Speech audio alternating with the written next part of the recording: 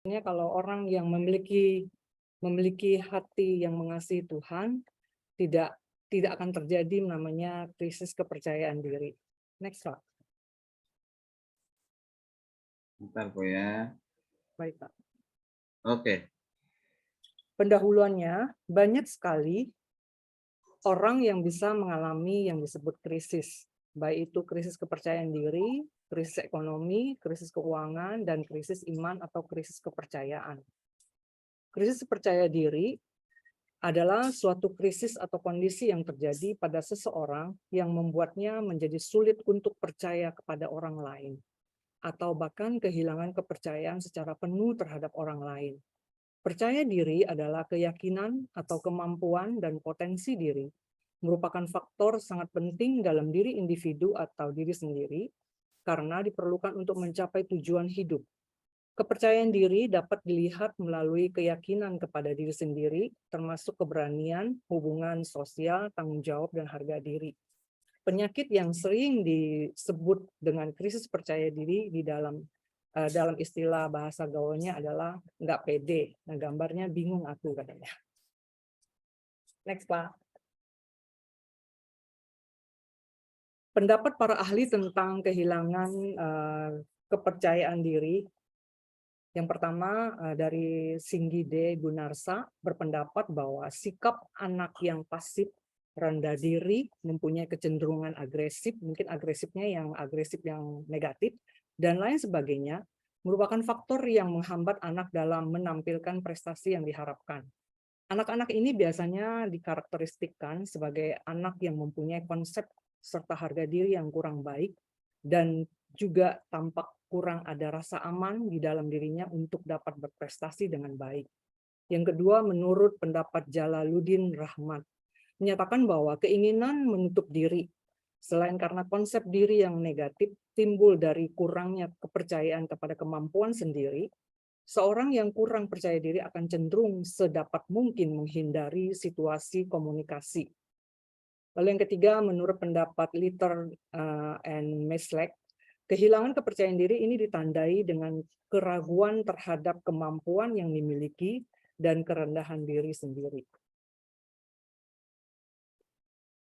Saya masuk ke pembahasannya.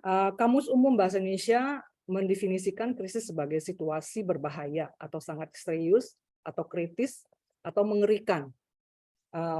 Webster New World mendefinisikan krisis sebagai kondisi untuk merubah menjadi lebih baik atau lebih buruk. Krisis biasanya dikaitkan dengan ketidakmampuan pribadi tertentu untuk menangani masalah. Jika kita mengatasi masalah secara efektif, kita dapat berfungsi seperti yang kita lakukan sebelum krisis.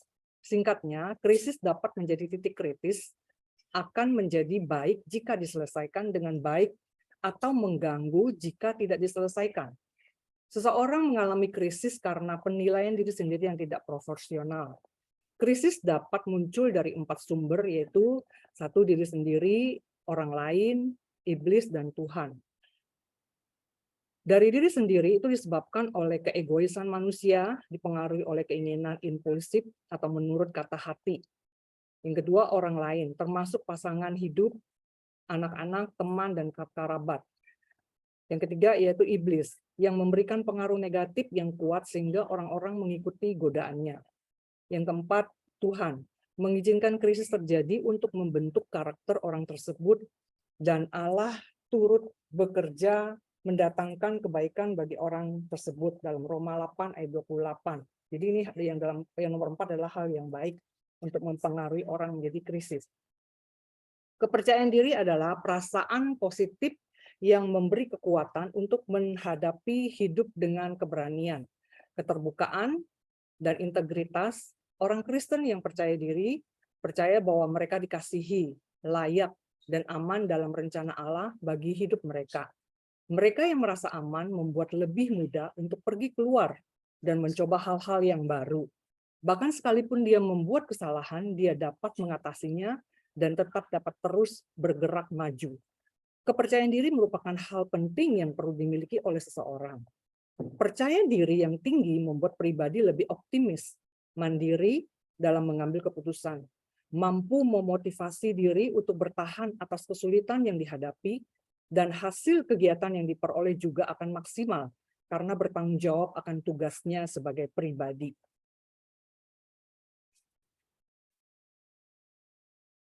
Selain itu, pribadi yang merasa tidak yakin akan kemampuan yang dimiliki sering mengeluh, mudah putus asa, serta merasa gelisah dan tidak nyaman tiap kali mendapatkan tugas untuk melakukan sesuatu. Seseorang yang memiliki kepercayaan diri yang bagus akan memiliki sikap positif, individu yang memampukan dirinya untuk mengembangkan penilaian yang positif terhadap dirinya sendiri maupun terhadap lingkungan atau situasi yang dihadapi. Sehingga pribadi orang tersebut selalu memiliki pandangan yang baik terhadap orang lain dan lingkungan sekitarnya. Ada cara mengatasi krisis kepercayaan diri. Saya menulis mungkin ada 5 poin, sebenarnya banyak, hanya saya tulis 5. Yang pertama dikatakan kenali dan hargai diri sendiri. Caranya bisa dengan mengikuti tes psikologi. Setelah melihat hasilnya, sesuaikan dengan diri kita. Berdamailah dengan hasilnya. Pahami bahwa setiap orang yang memiliki kelebihan dan kekurangan masing-masing. Yang kedua, galilah potensi dan bakat terpendammu. Ikuti semua kegiatan yang menarik, lalu evaluasi mana yang sekiranya aku suka, lalu dikembangkan. Yang ketiga, bersyukur dahulu, evaluasi kemudian. Setiap ada kesalahan, pasti ada kebaikan di dalamnya. Pertama, kita harus bersyukur sudah diberikan pengalaman itu. Tujuannya agar kita terus berkembang.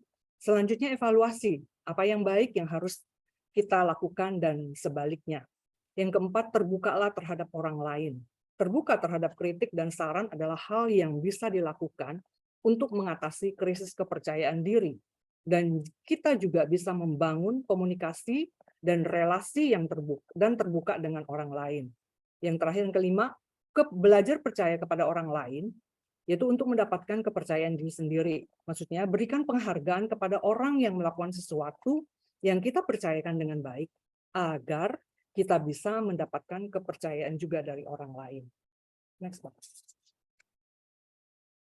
Ada faktor juga yang mempengaruhi krisis kepercayaan diri. Faktor yang pertama,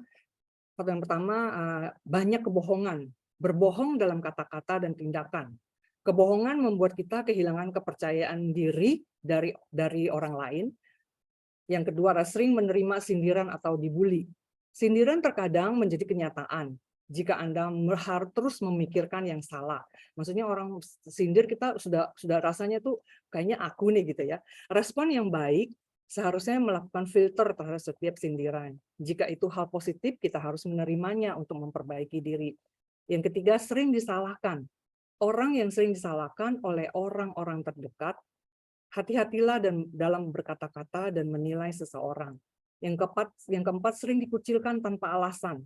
Orang yang sering dikucilkan akan membangun perasaan negatif dalam dirinya yang pada akhirnya membuatnya mengalami krisis kepercayaan diri.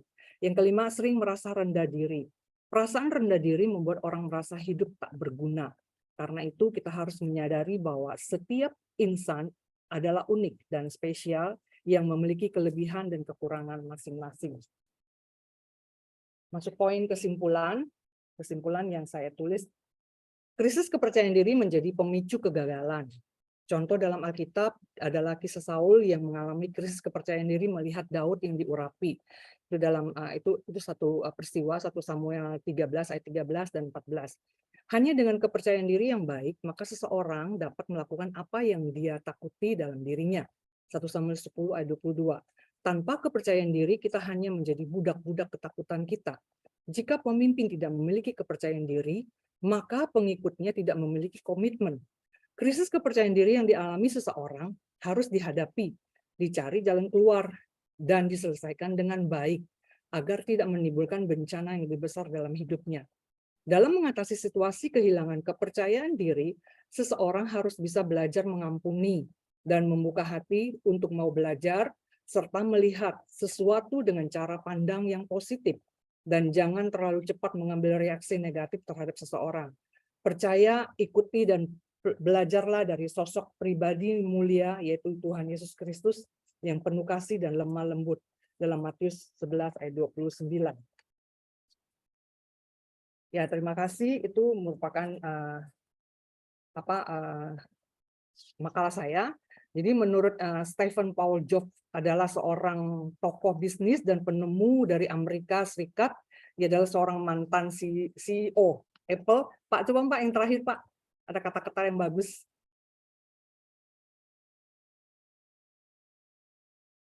Nah itu, percaya dirilah dengan kelebihan dan kekuranganmu. Jangan biarkan opini orang lain menenggelamkan suara dari dalam dirimu. Terima kasih, Tuhan memberkati. Baik, itu teman-teman, mungkin ada yang mau tanggapi atau mau kasih masukan. Oke, puji Tuhan. Terima kasih Ibu Francisca yang sudah presentasikan bagus ya. Tadi Baik, Pak. sebab akibat dan solusi dari krisis kepercayaan diri. Krisis kepercayaan diri itu bukan saja dialami oleh mereka yang tidak punya pendidikan, tetapi justru yang punya pendidikan tinggi pun bisa mengalami namanya krisis krisis demikian, tidak percaya diri. Ya, ada beberapa kasus tertentu yang temukan seperti itu. Dia sudah punya kapasitas, ya, tapi justru memiliki tidak mampu, gitu kan, untuk menunjukkan bahwa dia seorang yang percaya diri, gitu. Krisis. Jadi akhirnya dia mengundurkan diri dari hal-hal yang membuatnya seharusnya dia maju, ya maju, itu. Ya banyak faktor. Tadi udah jelaskan sangat luar biasa. Silakan jika masih ada tambahan atau mungkin Pak Dok, tanggapan, ya pertanyaan silakan. Ya. Pak Dok, saya lagi mengalami krisis ketidakpercayaan diri. Apakah tesis saya bisa maju atau tidak? Jadi curhat ya Pak, sesuai dengan tema yang saya tulis Pak. Semangat Bu, semangat Bu Siska.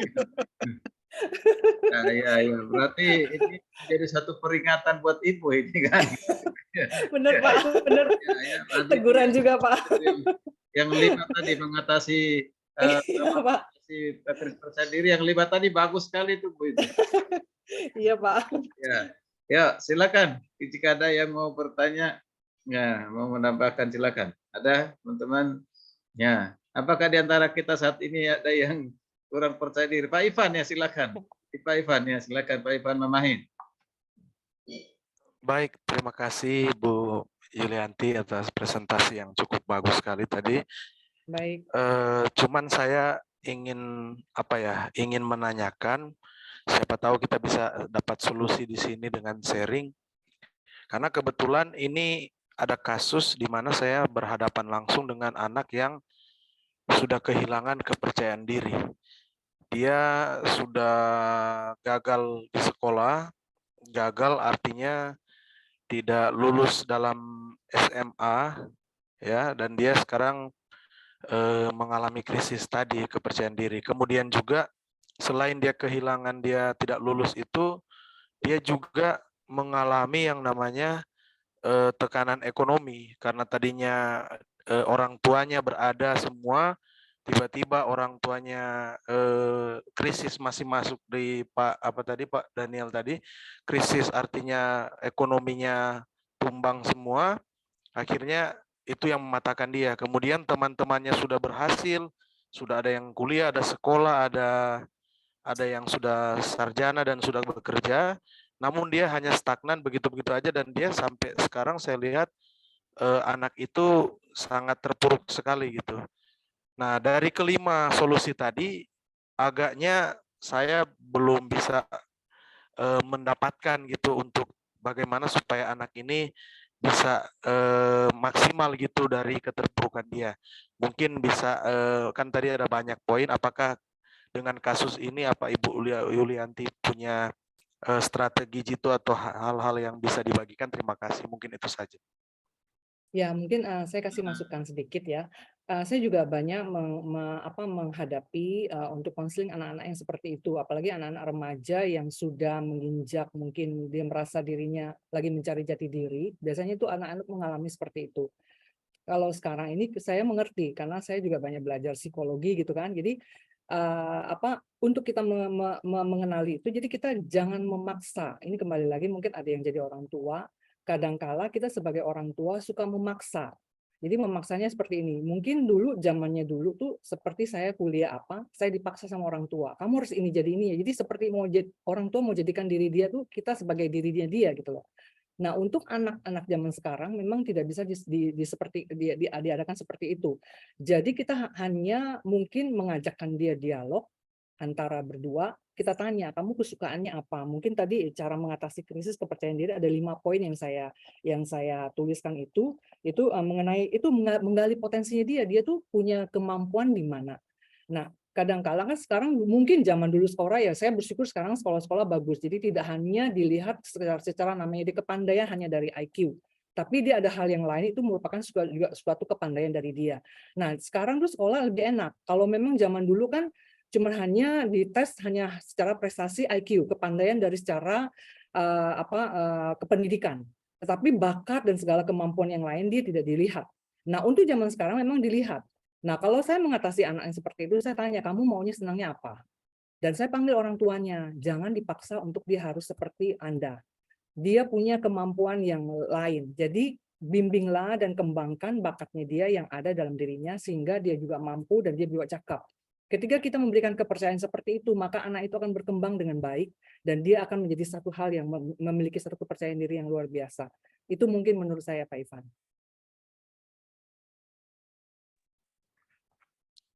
Iya. Oh ya, silakan Pak Daniel mungkin mau tambahkan juga. Untuk kasus dari Pak Evan, ketika itu saya bareng dengan anak SMA yang udah kelas 3. Pada waktu itu terjadi di tahun 98 yang begitu luar biasa, terjadi kerusuhan yang begitu luar biasa. Ini kebetulan suku Chinese. Jadi kalau suku Chinese tahu untuk di wilayah Jabodetabek itu kita tahu dia banyak menjadi pengusaha. Jadi pengusaha furniture yang begitu luar biasa. Dan dia pada waktu sekolah juga diantarkan pakai mobil. Tetapi pada waktu mengalami krisis, barang-barang bapaknya itu semua diangkut oleh orang-orang yang tidak dikenal dan dia tidak bisa melakukan apa-apa dan kemudian orang tuanya hutangnya juga banyak. Tetapi anak ini semangatnya begitu luar biasa.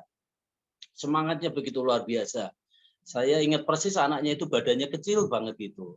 Apakah seperti ini karena memikirkan yang dulu? Enggak Pak, dari dulu badan saya kecil seperti ini. Tetapi berkat daripada Tuhan, terus papa saya juga berusaha, saya juga berusaha, berdoa sehingga ada pertolongan. Sampai di sekolah itu pun seharian nggak makan Pak. Jadi pada waktu ada itu, loh ini anak kok nggak makan? Dia ditolong oleh tukang kantin itu dan kemudian diberi makan oleh tukang kantin itu tadi. Tetapi yang membedakan tadi, ini contoh yang kemudian mungkin bisa di-share-kan kepada anak SMA tadi, tetapi yang saya heran kenapa untuk zaman sekarang ini sampai dia nggak lulus gitu loh. Kok sampai nggak bisa lulus di dalam sekolahnya. Ini kan jarang untuk sekarang itu sampai nggak lulus. Apakah ada hal-hal yang begitu signifikan sehingga membuat dia itu nggak lulus? Karena kriteria lulus itu rasanya juga nggak begitu susah. Kalau untuk anak SMA kan pasti bisa baca tulis, bisa ini dan sebagainya. Apa anak itu terlalu nakal sehingga sekolah tidak meluluskan anak tersebut? Kalau seandainya itu ada semangat daripada anaknya dan orang tuanya, pasti ada jalan keluar yang begitu luar biasa. Saya nggak ketemu lagi, tetapi untuk terakhir ketemu pada waktu saya berbincang-bincang itu ya dia bersyukur. Dia bisa sekarang nggak jalan kaki Pak, saya bisa naik bis. Saya bisa naik angkot begitu dan bisa makan dan saya yakin ya dia akan berusaha terus. Anak Tuhan pasti juga dia akan diberkati begitu luar biasa, apalagi pada waktu zaman tahun 98 itu begitu berat mengalami pandemik ini dan sekarang udah bebas, mungkin anaknya itu akan lebih baik lagi gitu Pak. Terima kasih. Ya, terima kasih Pak Daniel. Memang yang Ibu Francisca tadi sampaikan, memang saya sempat bertanya seperti itu juga. Artinya kita hati ke hati Bahkan ke orang tuanya sendiri dia sangat sangat marah sekali karena tadinya dia diturutin, tadinya dia gampang sekali dapat jajan, dapat fasilitas. Nah, ketika drop ekonomi itu, dia sampai-sampai memang nggak bisa. Anaknya pintar, Pak Daniel tadi kan sampaikan, apakah anak ini nakal? Dia anak baik dan dia juga pintar di sekolah. Tapi karena ekonomi tadi yang membuat dia istilahnya dari tinggi sampai jatuh jauh sekali, sehingga dia fasilitas yang sebenarnya dia bisa dapatkan, akhirnya dia sekarang bekerja, jadinya dia memilih bekerja walaupun apapun pekerjaan itu. Nah, untuk membangkitkan dia, bahkan saya curhat dengan dia pribadi, dia punya cita-cita, dia pengen menjadi yang namanya hamba Tuhan. Bahkan sudah pernah sekolah Alkitab tanpa dari bisa ada kan yang bukan sekolah teologi tapi sekolah Alkitab gitu. Nah, dia sudah ikut itu juga. Namun membangkitkan sekolah penginjilan gitu. Jadi membangkitkan bagaimana membangkitkan dia sehingga dia tidak terpuruk terus gitu dalam kehidupan dia. Kalau kita membaca yang disampaikan tadi 5 hal itu, saya pun membaca itu, saya memang menerapkan itu beberapa kali yang dari itu. Tapi yang saya alami dia beda gitu. Maksudnya kalau dari kita pribadi waktu kita membaca itu kita kayaknya mantap gitu, oh iya mantap itu dengan statement-statement, dengan teori. Tapi ketika kita berhadapan langsung dengan kasus anak begini, saya sampai merasa bagaimana ya kita ini kasus khusus gitu. Dan bagaimana cara kita biar kalau mungkin dia belum jatuh terlalu dalam begini, mungkin bisa kita diskusikan. Tapi kalau sudah terlalu dalam, ya kan, apalagi dia pintar sebenarnya. Tapi kalau sudah terlalu dalam, itulah yang akhirnya sampai mau ketemu orang, PD-nya itu yang tadi disampaikan Bu Yulianti itu sudah nggak ada sama sekali rasa pede dia untuk ketemu orang gitu, sampai menutup diri gitulah, seperti itu. Nah, itu sih yang makanya karena saya mengalami sendiri, makanya saya bagikan sharing ini di tempat ini. Terima kasih. Mungkin Pak Ivan, orang tuanya juga perlu dikonseling kayaknya. Iya kan, itu kan karena tekanan ekonomi, jadi orang tuanya tidak menyadari bahwa dia menekan anaknya juga, akhirnya anaknya hilang kepercayaan.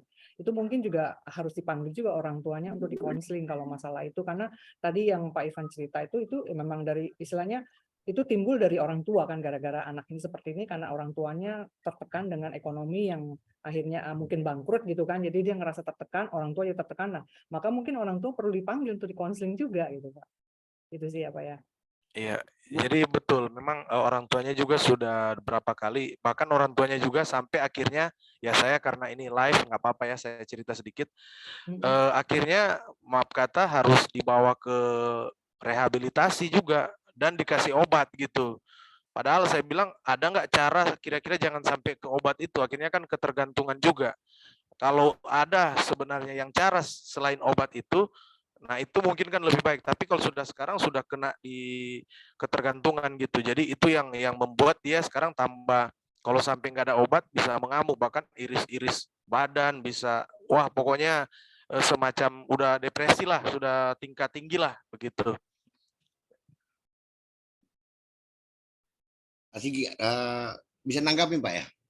Silakan satu orang lagi ya. Setelah itu bantu sudah. Saya mau pikir gini tadi Pak. Kayak kasusnya Pak Ipan, kan ada 2 efek gitu. Si anak, kalau kayak Pak Daniel bilang, kok bisa nggak lolos? Kalau bisa lolos berarti nggak krisis kan?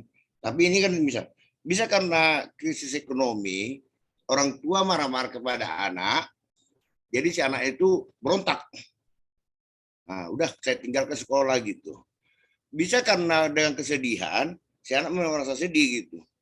Ya udahlah, saya nggak mungkin lagi sekolah, saya mengasihi orang tua gitu.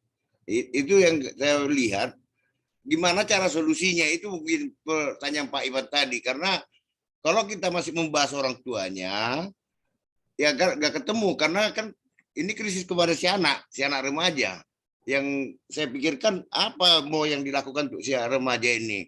Nah, kalau lagi konseling lagi keluarganya lagi, itu kan lagi udah lain kasus lagi Pak.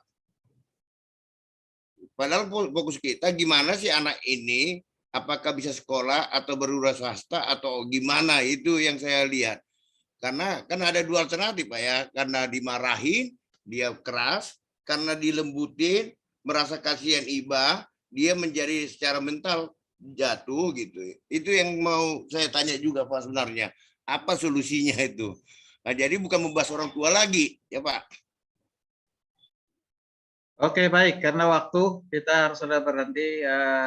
Ini di sini untuk presentasi terakhir untuk hari ini. Jadi Bapak Ibu, masalah krisis kepercayaan diri ini saya katakan tadi itu bisa dialami oleh semua umur, semua usia. Ada banyak faktor yang menyebabkan orang tidak percaya diri. Nah, kalau tadi kasus anak ini sebenarnya gini. Kadang-kala orang tua ini membuat standarisasi orang tua yang tidak mampu sebenarnya bukan standarnya anak, ya seharusnya orang tua menyesuaikan standarisasi yang dimiliki oleh anak. Kadang orang tua memaksakan, ada kadang-kala positifnya supaya kamu lebih hebat, lebih berprestasi, berhasil, tapi tidak melihat sesuai dengan kemampuan anak, sehingga anak memaksakan diri. Ketika anak memaksakan diri ternyata tidak tercapai apa yang diinginkan oleh orang tua sekalipun sudah difasilitasi dan banyak hal tadi itu. Tiba-tiba fasilitasinya berhenti. Nah, ini membuat anak semakin stres. Depresi, dia tidak percaya diri lagi karena sudah difasilitasi tadi dengan hal-hal yang buat dia percaya diri gitu. Percaya diri. Nah, makanya harus mengajarkan sebenarnya kepada anak ini masalah kepercayaan diri itu bukan terletak kepada apa yang dia miliki, apa yang dia pakai, tetapi ada lebih kepada apa yang ada di dalam dirinya.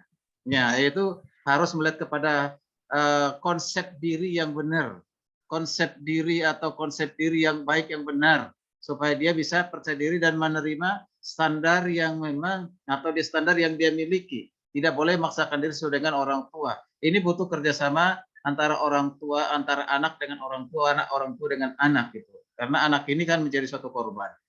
Kasus seperti ini ada yang sama pernah saya mungkin ini udah cukup lama tapi masih ingat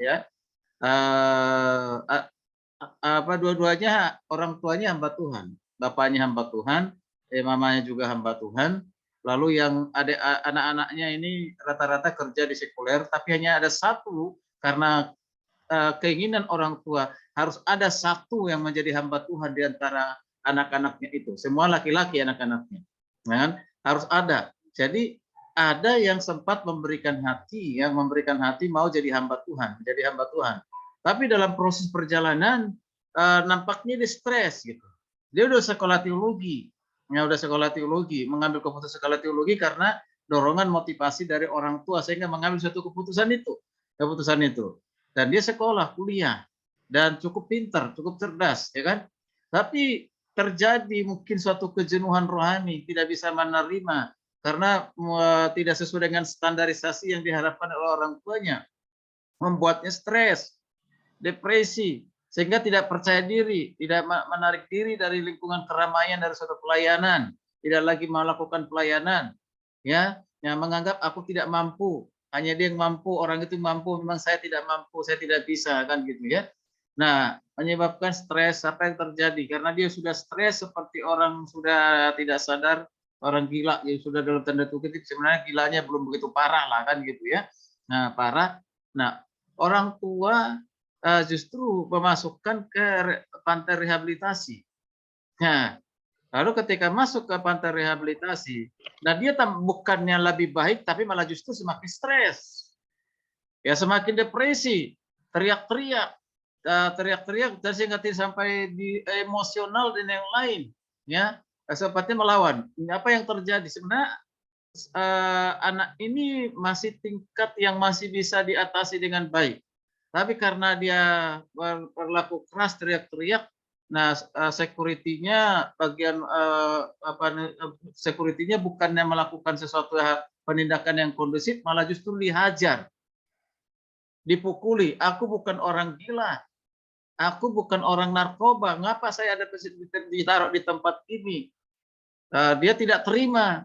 Yang nggak terima buat dia semakin berteriak seperti orang gila, malah justru dihajar, dipukuli. Akibatnya apa? Memar semua tubuhnya karena itu berulang-ulang. Ya udah, apa yang terjadi? Ternyata anak ini jadi apa? Meninggal. Ya, meninggal. Nah, dicek itu badannya semua, kepalanya dan memar, bekas pemukulan. Nah, cuma ya orang tua tidak menuntut, ya menuntut. Padahal itu sudah dilihat ketika dimandikan, dilihat bekas itu, tidak menuntut bahwa ini hasil dari kekerasan. Ya, ya udah, ya namanya dikuburkan aja, pemakamkan aja seperti itu. Inilah suatu kegagalan, kesalahan dari orang tua ya, menuntut standarisasi yang belum tentu itu anak mau gitu loh. Ya sekalipun difasilitasi gitu kan, nggak bisa, ya nggak bisa. Nah, jadi cita-cita orang tua baik, tapi cita-cita anak lebih baik. Kita tinggal menuntun, mengarahkan gitu, yang mengarahkan sesuai dengan kemampuannya, ya begitu. Nah, tidak boleh kita paksakan, gitu, ya paksakan. Memang idealis banget menjadi hamba Tuhan. Oke, baik. Kan untuk menjadi hamba Tuhan tidak berarti harus sekolah teologi. Ya kan? Dia bisa kerja sekuler tapi dia punya hati untuk melayani di gereja dan yang lain sebagai sesuai dengan talentanya, karunianya. Tapi ke orang tua tidak lain. Full, harus full. Nah, gitu. Yang begini-gini yang tidak boleh ini. Ya. Oke, sebagai ayat penutup untuk firman Tuhan ya, coba minta tolong dibaca siapa ini untuk berikan solusi kepada orang-orang yang tidak percaya diri atau bisa percaya. Orang tidak percaya diri ini sebenarnya orang yang mendua hati loh, orang yang mendua hati, bahkan ya, ada kekurangan hikmat. Kalau orang punya hikmat dari Tuhan yang dilahirkan dari iman, ya hikmat yang dilahirkan dari iman, orang sesungguhnya bisa percaya diri. Siapa saya? Saya adalah anak-anak Allah. Siapa saya? Saya adalah ahli waris Tuhan. Siapa saya? Saya adalah yang ditebus dengan darah yang mahal. Ya, jadi siapa saya? Saya adalah warga kerajaan surga. Itu membangun kepercayaan diri. Ya kan, membangun kepercayaan diri. Siapa saya? Jadi konsep dirinya harus benar.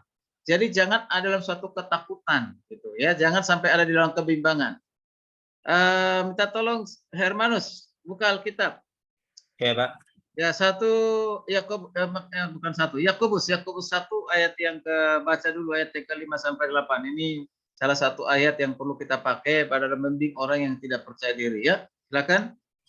Yakobus 1 ayat 5 sampai 8. Tetapi apabila di antara kamu ada yang kekurangan hikmat, hendaklah ia memintakannya kepada Allah, ia memberikannya kepada semua orang dengan murah hati dan dengan tidak membangkit-bangkit, maka hal itu akan diberikan kepadanya. Hendaklah ia memintanya dalam iman dan sama sekali jangan bimbang, sebab orang yang bimbang sama dengan gelombang laut yang diombang-ambingkan kian kemari oleh angin. Orang yang demikian janganlah mengira bahwa ia akan menerima sesuatu dari Tuhan. 8. Sebab orang yang mendua hati tidak akan tenang dalam hidupnya. Ya, oke. Di terakhir dibuka 2 Timotius 1 ayat ke-7. 2 Timotius 1 ayat ke-7. 2 Timotius 1 ayat 7.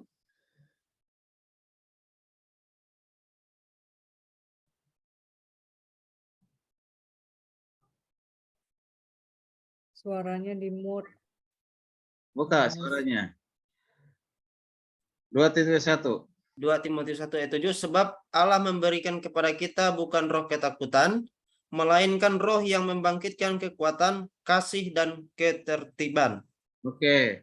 Nah, dari 2 ayat ini atau 2 firman Tuhan ini bisa kita simpulkan bagaimana membangun kepercayaan diri itu pertama tidak lepas dari hikmat Tuhan. Dari mana kita memperoleh hikmat itu adalah dari Tuhan dan firman-Nya, Nah, dan Tuhan tidak pernah memberikan kepada kita roh ketakutan. Sebenarnya ketidakpercayaan diri itu adalah di dalamnya ada namanya ketakutan. Ya, ketakutan ya. Dia takut untuk maju, takut untuk tampil, takut untuk menunjukkan diri, membuktikan diri. Nah, itu ketakutan seperti ini Tuhan tidak pernah memberikan ketakutan kepada kita, tidak pernah. Ya, tidak pernah memberikan ketakutan, tapi yang diberikan adalah satu dikatakan roh yang membangkitkan, yaitu kekuatan, bahkan kasih dan ketertiban. Nah jadi kalau orang yang tidak percaya diri biasanya itu mendua hati, ada satu persimpangan. Kalau orang mendua hati tidak akan pernah tenang. Alkitab mengatakan demikian. Orang yang tidak percaya diri itu tidak akan pernah tenang. Tidak akan pernah tenang. Ya, dia harus sadar bahwa itu akibat dari tidak percaya diri, dia tidak akan tenang. Ya, dia akan dalam mendua hati, maju atau tidak, mundur atau maju. Nah, gitu kan? Melangkah atau bagaimana? Nah, itu. Jadi dia akan ada dalam suatu persimpangan yang artinya kebimbangan, keraguan-raguan. Dan keraguan-raguan seperti itu kalau terus-menerus, ini akan mengakibatkan stres berkepanjangan, mengarah kepada suatu depresi, dia tidak mampu mengelolanya dengan baik. Nah, ini akan menjadi dampak konflik masalah yang lebih besar bagi dirinya. Ya, makanya katakan bangkit. Dia katakan tidak, Tuhan tidak memberikan roh ketakutan, tapi adalah roh yang diberikan adalah roh yang membangkitkan kekuatan, ya, kekuatan bagi kita gitu. Terakhir, ada suatu kesaksian. Ada seorang ibu yang pernah telepon saya, Pak Adolf, beliau adalah ibu untuk dipercaya sebagai ketua kaum ibu. Ya, kaum ibu dalam bukan saja satu dominasi gereja atau di mana beliau berjemaah, tetapi beberapa gereja ya, di lingkungan Jakarta Pusat, ya bukan Jakarta Pusat, Jakarta Barat, ya Jakarta Selatan, Jakarta Selatan dia menjadi seorang ketua untuk kaum ibu untuk beberapa gereja. Telepon saya, Pak Adolf, saya ini ketua tapi saya kurang percaya diri, terutama ketika saya dipercayakan untuk memimpin satu kelompok ataupun memimpin semuanya dengan menyampaikan firman Tuhan. Kalau lingkungan kecil, saya percaya diri. Kalau hanya orang-orang yang saya kenal, saya bisa percaya diri. Tapi kalau sudah mencakup banyak orang dan banyak saya tidak kenal di sana, ibu-ibunya, nah itu lebih besar jumlahnya. Nah di situ saya tidak percaya diri. Bagaimana solusinya, Pak Adolf? Gitu. Ya, bagaimana solusinya? Karena saya ini sekarang diberikan kesempatan untuk menyampaikan firman Tuhan di komunitas kami ini. Ya, dan sebagai ketua saya dipercayakan. Nah itu. Kemana? Untuk saya percaya diri. Saya harus menyampaikan renungan firman Tuhan, saya tidak percaya diri. Apakah saya cari solusi untuk menggantikan orang lain? Saya bilang, tidak Bu. Ibu harus maju. Ya, maju dengan percaya diri. Oh, itu udah persoalannya. Bagaimana bisa percaya diri? Ya, percaya diri. Ini Bu. Ya, Ibu, pertama selain memang udah pasti berdoa, yang kedua, terimalah ini kepercayaan yang Tuhan berikan. Bukan datangnya dari manusia. Kalau ibu menerima ini adalah sebagai tugas yang Tuhan percayakan, maka Tuhan tidak pernah tinggal diam. Tuhan akan memberikan hikmat. Tuhan akan memberikan kemampuan. Berdiri atas utusan Tuhan, bukan utusan manusia. Lalu yang berikut, ibu harus mempersiapkan diri. Mempersiapkan diri, baik itu suasana rohaninya, dan persiapkan diri untuk firman yang akan disampaikan, dikuasai, dimengerti, dipahami dengan baik. Firman Tuhan yang akan disampaikan. Tidak perlu terlalu panjang. Singkat, padat, tapi bisa ibu kuasai, itu memberkati banyak orang. Ya, harus jeda, harus jelas. Saya bilang, ayat nas Alkitabnya jelas, temanya jelas, pokok-pokok besarnya sudah jelas. Nah, coba persiapkan dengan baik. Bila perlu bersama ibu bantu, saya bantu. Nas firman Tuhan yang mana yang mau disampaikan? Saya bantu untuk arahkan. Begitu. Ya, ternyata tidak diberikan, dia ibunya ya belajar sendiri. Nah, hal yang dia pegang, hal yang dipegang adalah Tuhan mengutus saya, Tuhan berikan hikmat kepada saya, Tuhan berikan kemampuan kepada saya. Inilah tugas mulia bagi kemuliaan nama Tuhan. Saya tidak boleh tolak. Ya, saya harus percaya diri karena Tuhan menanamkan kepercayaan diri kepada saya, itu aku yang diutus. Saya yang diutus, satu kepercayaan. Itu yang dipegang. Lalu persiapan, tampil. Ya, tampil, kemudian hari tampil. Nah, lama setelah itu, setelah saya telepon saya. Puji Tuhan, terima kasih Pak Adolf. Benar. Waduh, saya ini kok tidak biasanya seperti itu. Percaya diri saya kok tinggi banget. Tinggi banget, dan firman Tuhan yang disampaikan ini memberkati ibu-ibu, dengan mereka semua pada senang. senang mengucapkan terima kasih bahwa firman Tuhan itu sangat menyentuh hati dari ibu-ibu gitu. Sukses Ibu. Berarti berikutnya akan sukses. Ya, siapapun yang kita layani, entah itu pejabat ya, entah itu mungkin orang-orang yang lebih sukses dari kita tetap harus membangun kepercayaan diri. Pernah nggak hamba Tuhan tidak percaya diri? Saya sendiri pernah hampir tidak percaya diri ketika diundang pertama kali khotbah di kantor Kejaksaan Agung. Wah, itu ketika ya diberikan, wah saya bertemu dengan staf-stafnya dan jaksa-jaksanya orang Kristen dong ini kan gitu. Ya, nah yang di Blok M sana. Wah itu sempat, aduh, saya bilang ini ya, bagaimana nih Tuhan? Saya belum pernah khotbah di lingkungan itu, saya belum pernah kenal. Ya, mereka adalah orang-orang profesional, orang-orang pendidikan. Nah, bagaimana? Nah, saya hampir berpikir untuk menyerahkan kepada orang lain yang lebih senior dari saya. Tapi Tuhan bilang, tidak, kamu yang dipercayakan, maju. Nah, gitu. Ya, persiapan dengan baik, berdoa dengan baik, minta hikmat dari Tuhan. Akhirnya saya kerjakan, saya lakukan. Baik, membangun kepercayaan diri itu dari mana? Dari diri sendiri yang kita menyerahkan totalitas diri kita kepada Tuhan. Nah, kepada Tuhan. Itulah yang terjadi, Pak Ibu. Ya, ini sukses itu dalam pelayanan. Diundang lagi kan begitu di kemudian hari. Kalau saya tidak percaya diri, ya barangkali akan saya ragu untuk menyampaikan firman Tuhan. Dari depan mereka mungkin saya akan mempertimbangkan dengan apa yang saya keterbatasan saya dengan kemampuan mereka kan gitu ya. Nah, tidak. Firman disampaikan, semua orang butuhkan firman. Mau jaksa mau siapa aku butuh firman. Ya, butuh firman. Ya, mereka punya kemampuan di bidang mereka, tapi juga saya punya kemampuan di bidang saya. Bukan suatu kesombongan, tapi menunjukkan bahwa kita punya kapasitas masing-masing yang Tuhan percayakan. Ya, baik, itu Bapak Ibu yang perlu sampaikan sebagai penutup di presentasi ini. Terima kasih untuk semua yang presentasi terakhir tadi Ibu Siska ya. Dan saya tunggu yang lainnya, ada Ibu Sarah sudah masuk dan juga Pak Eston ya sudah dikirim ya Pak Eston. Nah, Ibu Sarah juga sudah. Nah, yang lain saya belum terima, mohon dikirim dalam minggu ini. Bagi yang belum ada tugas, nanti tolong dikasih tahu siapa yang belum ada tugasnya. Nah, presentasi. Ya, karena ini cukup banyak yang harus presentasi, minta tolong nanti kita minggu depan kita mulai dari jam 5. Bagi yang mau bergabung jam 5, terutama yang akan presentasi. Tapi bagi yang hanya mampu bisa waktunya bergabung setengah 6, silakan. Ya, silakan. Berapa orang pun yang sudah bergabung, terutama yang akan maju presentasi, kita mulai tetap jam 5. Ya, tetap jam 5. Silakan supaya semuanya bisa selesai ya, selesai Bapak Ibu yang belum presentasi ini. Itu saja. Baik, terima kasih. Ya, Tuhan memberkati.